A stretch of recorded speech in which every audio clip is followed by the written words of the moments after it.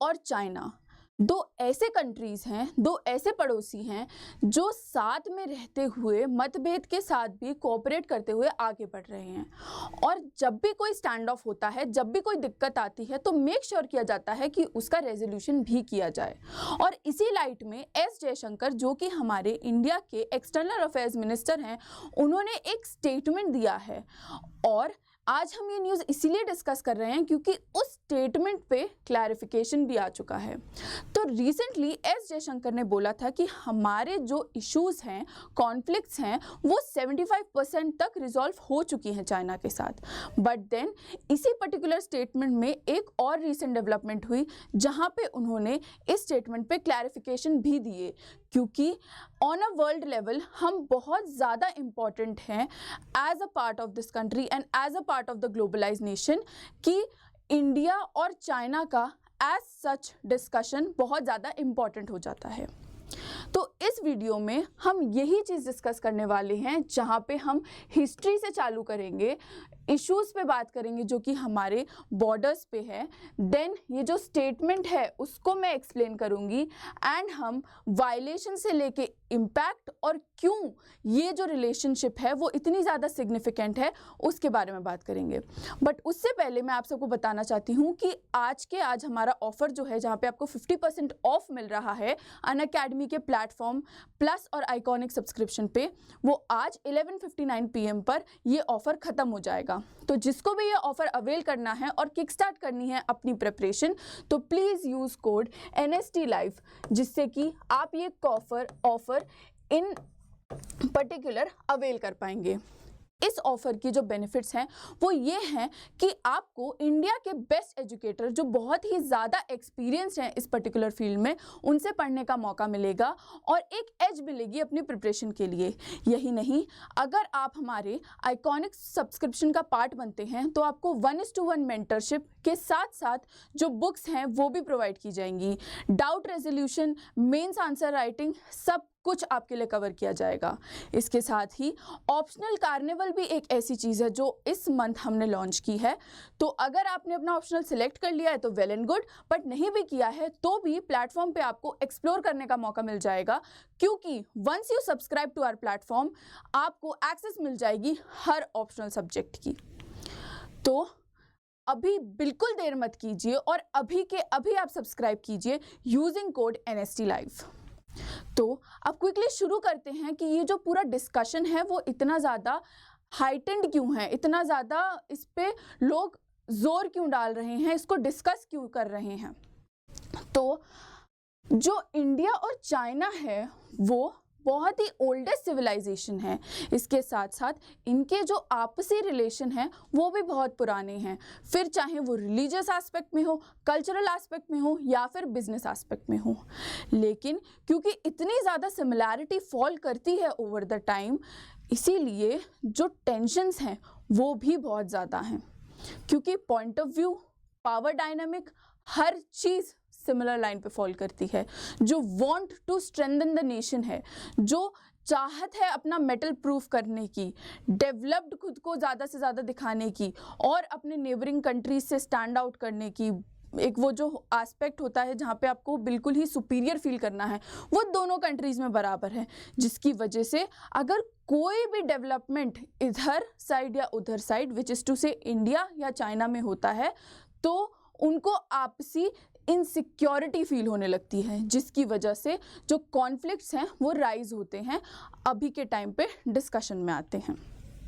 अगर हम देखें तो जो हमारा इंडो चाइना बॉर्डर है वो 3488 किलोमीटर की जो बॉर्डर लाइन है वो एक दूसरे के साथ शेयर करता है, जिसमें अगर हम बॉर्डर स्टेट्स की बात करें तो हमारा लद्दाख, हिमाचल प्रदेश, उत्तराखंड, अरुणाचल प्रदेश बहुत ही ज़्यादा मेजर रीजन्स हैं जो कि स्टैंड ऑफ या कोई भी टेंशन जब भी होती है बॉर्डर्स के अलाइंग, बॉर्डर्स के साथ, तब सफ़र करते हैं या फिर इन्वॉल्व रहते हैं। अगर हम देखें कि ओवर द टाइम इस पर्टिकुलर एस्पेक्ट में क्या डेवलपमेंट हुआ है, तो हम 1950 से चालू करते हैं, क्योंकि 1947 में तो इंडिपेंडेंसी मिली थी इंडिया को। तो 1950 के टाइम पर बहुत ही ज़्यादा पॉजिटिव रिलेशंस थे दोनों कंट्रीज़ के। बट आफ्टर 1960 हमने देखा कि एक आर्म्ड कॉन्फ्लिक्ट हुई, वॉर हुआ, और ये सारी जो रिलेशनशिप्स थी वो डिस्टेबलाइज हो गई। फिर 1970s में इस कॉन्फ्लिक्ट के बाद बेसिकली इंडिया और चाइना ने आपस में डिस्टेंस बना लिया, ताकि दूरियां अगर मेंटेन रहेंगी तो जो प्रॉब्लम्स हैं वो कम से कम क्रिएट होंगी। बट उसी के बाद 1980s में देखा गया कि नॉर्मलाइजेशन की ओर सब तत्पर हो गए थे कि चलो अब सब ठीक करते हैं, क्योंकि जो डिप्लोमेटिक रिलेशन थे, जो बायलेटरल रिलेशंस थे, उन्होंने बहुत ज़्यादा पेस पकड़ना चालू कर दिया, और इसीलिए नॉर्मलाइजेशन होने लगा जो दोनों कंट्रीज़ का स्टैंड ऑफ था उसके बीच में।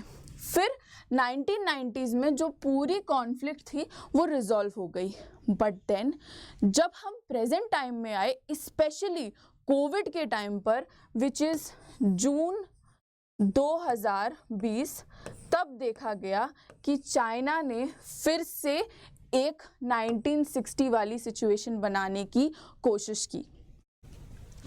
तो ये जो कोशिश है, ये जो कॉन्फ्लिक्ट है बेसिकली, वो 3 एरियाज़ में होती है, 3 सेक्टर्स में होती है, और ये जो पूरा बॉर्डर एरिया है वो बेसिकली इन्हीं 3 सेक्टर्स में डिवाइडेड है। अगर हम बात करें, जो 3 सेक्टर जिनके बारे में बोल रही थी वो है वेस्टर्न सेक्टर, मिडिल सेक्टर और ईस्टर्न सेक्टर, जिसमें अगर हम पुराने टाइम पर जाएं, जब हमारा आर्म्ड कॉन्फ्लिक्ट हुआ था विच इज़ 1960s में, तो अक्साई चीन के आसपास, which is western sector of the border, उसमें हमारा प्रॉब्लम क्रिएट हुआ था, जिसमें टुवर्ड्स द एंड अक्साई चीन जो था वो चाइना के पास आ गया था, एंड इन टर्न यहाँ पे जो सिचुएशन थी वो थोड़ी सी शांत हुई थी। रिसेंटली जो डेवलपमेंट्स आ रहे हैं, जो मेजर कॉन्फ्लिक्ट्स आ रही हैं, वो आ रही हैं मिडिल सेक्टर और ईस्टर्न सेक्टर में। क्यों? क्योंकि इवन अरुणाचल प्रदेश में जो चाइनीज़ लोग हैं उनका एक पावर होल्ड है। वो कहते हैं कि अरुणाचल प्रदेश नहीं है, बल्कि वो साउथ तिब्बत है, एंड दैट्स वाई ये जो टसल है इस रीजन में वो ऑनगोइंग है, जो लड़ाई है वो चलती जा रही है, इनफैक्ट बढ़ती ही जा रही है। अगर हम डिवीज़न की और ज़्यादा बात करें, थोड़ा सा इस पर्टिकुलर चीज़ को इन डेप्थ समझें, तो जब अक्साई चीन 1960s में बेसिकली काम हो रहा था, तो प्रपोज था ब्रिटिशर्स द्वारा कि एक लाइन होगी, जब मैपिंग हो रही थी, डिविजन्स हो रहे थे, तब 1865 में प्रपोज था कि अक्साई चीन जो है वहाँ पे ये जो लाइन है उसको कहेंगे जॉनसन लाइन, जो कि इन कंट्रोल ऑफ होगी JNK, वाइल जो ये मैकडोनल्ड लाइन है वो इन कंट्रोल होगी चाइना। बट जैसा हमारा POK वाला सीन है, कुछ उसी प्रकार से यहाँ पे भी प्रॉब्लम हुई कि जो आइडेंटिफिकेशन थी वो आइदर ऑफ द कंट्रीज़ ने नहीं की, ना कोई जॉनसन्स लाइन मानता था, ना कोई मैकडोनल्ड्स लाइन मानता था। उसके बाद देखा गया कि इसी सब के चलते जो इश्यूज थे वो और ज़्यादा बढ़ गए। क्यों? क्योंकि चाइना ने आइडेंटिफाई किया कि जो दुश्मन का दुश्मन होगा वो हमारा दोस्त होगा, और उसी पॉलिसी पर उन्होंने काम करना चालू कर दिया, जिससे कि उन्होंने हाथ मिलाए किसके साथ? पाकिस्तान के साथ। तुरंत के तुरंत यहाँ पे उन्होंने सीधे सीधे उनके साथ अलायंस बनाना चालू कर दिया। तो वहाँ से और ज़्यादा प्रॉब्लम आइडेंटिफिकेशन होने लगी हमारी कंट्री को। उसके बाद जो ब्रह्मपुत्र वाटर शेयरिंग है उस पे भी अभी तक कोई भी रिटन रेजोल्यूशन नहीं है, कोई फॉर्मल अग्रीमेंट नहीं साइन हुआ है। इवन इफ बहुत सारे जो क्लेम्स हैं वो बोले जाते हैं, वो किए जाते हैं कि जो ब्रह्मपुत्र वाटर शेयरिंग है उसका कितना पानी किस पे जाना चाहिए, जिस पे कि एक मैं बोलूँगी सॉफ्ट पावर्स का इस्तेमाल करते हुए एंड इवन स्ट्रेटिजिकली जो ब्रह्मपुत्र है उस पे ये लोग बेसिकली डैम्स को बिल्डअप कर रहे हैं, और उन डैम से क्या हो रहा है, उन डैम से वो एक सॉर्ट ऑफ इंफ्रास्ट्रक्चरल कंट्रोल लाने की कोशिश कर रहे हैं ब्रह्मपुत्र पे। तो इस पर्टिकुलर चीज़ से भी काफ़ी टेंशन है दोनों कंट्रीज़ के बीच में।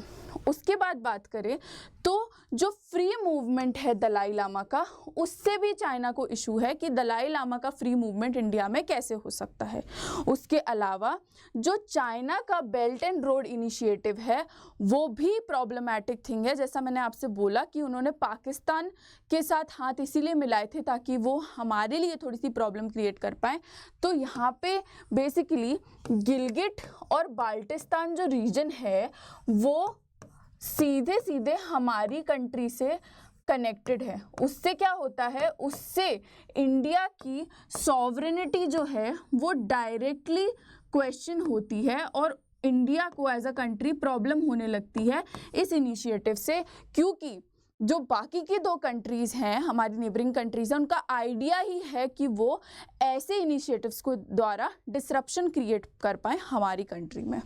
फिर आता है हमारा डोकलाम स्टैंड ऑफ और गलवान वैली, जो कि इन पर्टिकुलर हाइटन करता है इस पूरे डिस्कशन को, जिससे हम आज के डेट में स्टेटमेंट बेसिस पे इस पर्टिकुलर एनालिसिस के लिए लेके आए हैं। फिर जो हमारी तवान वैली टेंशन है और जो हमारा अरुणाचल प्रदेश को साउथ तिब्बत बोला जा रहा है, वो भी एडिशनल इश्यूज हैं इस पर्टिकुलर रीजन के। फिर अगर हम बात करें कि जो ऑफन फ्लेयर अप है, मतलब जो ज़्यादा से ज़्यादा प्रॉब्लम होती है वो कहाँ होती है, तो कुछ 23 आइडेंटिफाइड स्पॉट हैं हमारे मिडिल और ईस्टर्न सेक्टर में जहाँ पे ये प्रॉब्लम्स क्रिएट होती हैं, और उसके साथ साथ जो रीजन्स हैं वो इस मैप में आइडेंटिफाइड हैं, जो हम पूरे बॉर्डर के अलोंग बात करते हैं। तो जैसा कि हम देखें कि लद्दाख में क्या क्या है, तो लद्दाख में डेमचौक, ट्रिग हाइट्स, डमचेले, पैंगोंग सो, चुमार, स्पैंगूर गैप, ये सारी जो जगहें हैं वहाँ पे स्टैंड ऑफ्स देखे गए।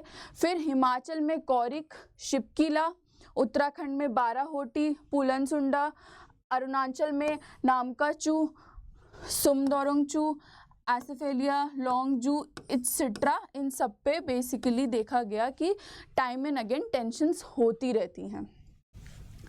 जैसा मैंने आपको बताया, जो belt and border road initiative था, तो इसको आप इस प्रकार से समझ सकते हैं कि ये हमारा बेल्ट एंड बॉर्डर इनिशिएटिव पूरा है यहाँ पर, बट आप देखेंगे कि जो ओवरलैप्स हैं वो यहाँ पर देखे जा सकते हैं, एंड इसीलिए इंडिया को इन पर्टिकुलर प्रॉब्लम है। इनफैक्ट आप देखेंगे तो इवन बॉर्डर शेयरिंग भी काफ़ी ज़्यादा है, जिससे कभी भी जो सिचुएशन है वो आउट ऑफ हैंड फॉल कर सकती है, क्योंकि जो दोनों कंट्रीज़ हैं उनका अभी के टाइम पर कोई भरोसा नहीं है कि उनकी प्लानिंग प्लॉटिंग क्या है विथ रिस्पेक्ट टू इंडिया। फिर अगर हम एस जयशंकर की इन पर्टिकुलर स्टेटमेंट के बारे में बात करें, तो पहले डिस्कस करते हैं कि ये स्टेटमेंट आया क्यों था। तो बेसिकली अभी कुछ टाइम पहले एक एशियन कॉन्फ्रेंस में एस जयशंकर ने बोला कि जो 75% तक हमारे स्टैंड ऑफ हैं उसका कॉन्फ्लिक्ट रेजोल्यूशन हो चुका है, और इसी पे आगे बढ़ाते हुए उन्होंने कहा कि जो कॉन्फ्लिक्ट रेजोल्यूशन की जो हम बात कर रहे हैं वो बेसिकली डिसएंगेजमेंट की एस्पेक्ट में है। कहाँ पर? लाइन ऑफ एक्चुअल कंट्रोल में।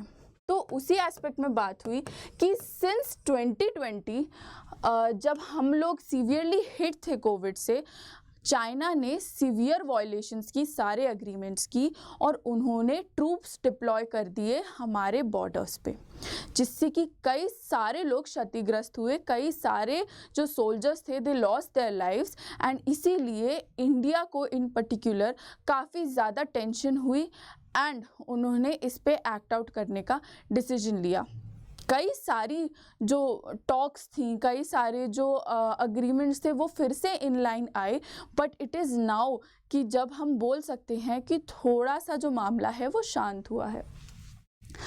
एस जयशंकर ने ये भी बोला कि अगर इस सब के बाद भी कोई भी रैडिकल शिफ्ट होती है इंडियन ओशन में, तो उसका जो रिजल्ट होगा वो देख लिया जाएगा। It will be something that would be dealt with. बिल्कुल भी छोड़ा नहीं जाएगा इस पर्टिकुलर सिचुएशन को। अगर कोई भी परेशानी कॉज करने की कोशिश की इंडियन ओशन में किसी ने भी, तो it was not a statement in particular but generalise statement था थोड़ा सा। जो ये दो सिविलाइजेशन हैं वो उनकी लॉन्ग हिस्ट्री है हर एस्पेक्ट में, और हम देख पाते हैं कि एक का दूसरे पर एक तरीके से रिपल इफेक्ट होता है। रिपल इफेक्ट मतलब कि अगर कहीं पे कुछ हो रहा है, सपोज ए जगह पे कुछ हो रहा है, तो उस पर्टिकुलर एक्शन का इम्पैक्ट बी जगह पे भी होगा, और यहाँ पे A and B is nothing but India and China. तो ये भी जो एस जयशंकर हैं उन्होंने कहा था कि जो लेट 80s की रिलेशनशिप है वो हम फिर से नॉर्मलाइज करने की कोशिश कर रहे हैं, और जो अभी नेगोशिएशंस हैं वो ऑन गोइंग हैं इन टर्म्स ऑफ डिसंगेजमेंट और अरेंजमेंट फॉर पेट्रोलिंग, क्योंकि जो इंडिया और चाइना का मेजर स्टैंड ऑफ है, जो मेजर दिक्कत है वो मेजरली LAC पर है। और क्योंकि ये LAC पर है इसीलिए मोस्ट ऑफ द प्रॉब्लम कहाँ रिजॉल्व हो जाती है, जब LAC is something that is being taken care of, तो वहाँ पे सारी प्रॉब्लम रिजॉल्व हो जाती हैं। उसके बाद उन्होंने कहा कि इसके अलावा भी कई बड़े इश्यूज हैं, trade related, commerce related, even culture related, जो कि डील करने के लिए बाकी हैं। बट एज अ कंट्री हमारे लिए सबसे ज़्यादा इम्पॉर्टेंट है कि हम प्रायोरिटाइज करें चीज़ों को।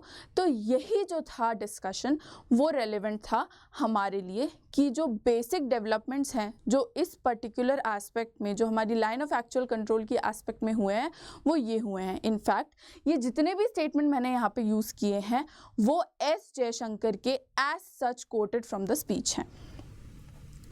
अगर हम वायलेशंस की बात करें जो हुई हैं आज तक, हिस्ट्री से लेके प्रेजेंट टाइम्स तक देखें, तो वो मेजरली क्लासिफाइड हैं इनमें 1962 में और 1987 में ये अरुणाचल प्रदेश में हुई थी, और उसके बाद Depsang plain, Doklam plateau, Galwan valley से देखा गया कि इसके बाद जो थी वो बेसिकली मेजर राइज हो गई थी हमारे इंकर्जन्स में। जो हमारी सबसे ज़्यादा स्टैंड ऑफ्स देखने को मिले थे वो इसी टाइम पर थे।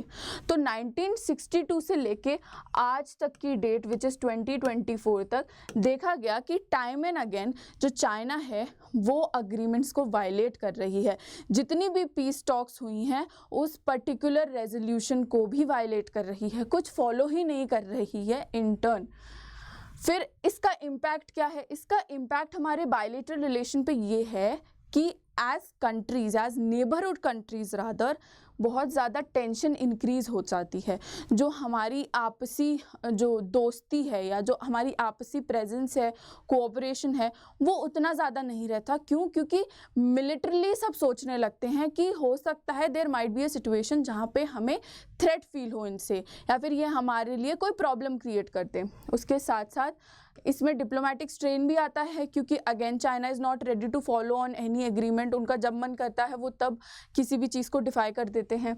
देन जो स्ट्रेटेजिक अलायंसेस हैं उस पर भी इम्पैक्ट आ रहा है, क्योंकि चाइना अपने एंड से देख रहा है कि उनको स्ट्रेटेजिकली कौन बेनिफिट करेगा और इंडिया अपने एंड से, जिसके वजह से क्वाड और आसियान ये दो ऐसी ग्रुपिंग है जो बेसिकली बहुत ज़्यादा ही पॉपुलैरिटी गेन कर रही है।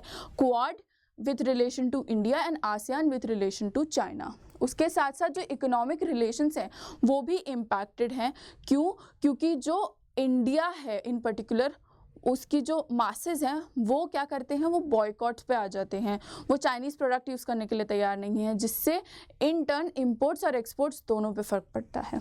फिर जो पब्लिक सेंटिमेंट है, जैसा मैंने बोला, जो बॉयकॉट ट्रेडिशन है से लेके जो उनका आइडिया रहता है टुवर्ड्स द अदर कंट्री, वो काफ़ी ज़्यादा डिस्टर्ब हो जाता है। एंड ये again a sense of civil tension create करता है। तो इसीलिए अगेन ये प्रॉब्लम क्रिएट करेगा हमारे बायलेटरल रिलेशन पे। फिर इस सब की वजह से एक स्टेबिलिटी जो है वो इम्पैक्ट तो होगी ही होगी एट ऑल टाइम्स। तो वो पॉइंट है जो हमने यहाँ पे मेंशन किया है। फिर हम बात करें कि जो चाइना है वो मेजरली क्या करता है, तो जब भी ये मतलब ओवर द टाइम हम देख सकते हैं हिस्टोरिकली, जब भी कोई भी प्रॉब्लम क्रिएट होती है चाइना आ जाता है अपने कोई भी पैसिव अग्रेसिव मूव के साथ। जैसे अगर अभी करंटली बात करें तो क्वाड समिट हुआ। अब क्वाड समिट में China is not a part of it, and also USA made certain statements जो डायरेक्टली अटैक कर रहे थे चाइना को। और चाइना एनीवे बोलता है कि जो क्वाड है वो एशियाटिक नेटो है। तो उस एस्पेक्ट में उस चीज़ को, उस वनरेबिलिटी को जब चाइना ने फेस किया तो उसने क्या किया, उसने साउथ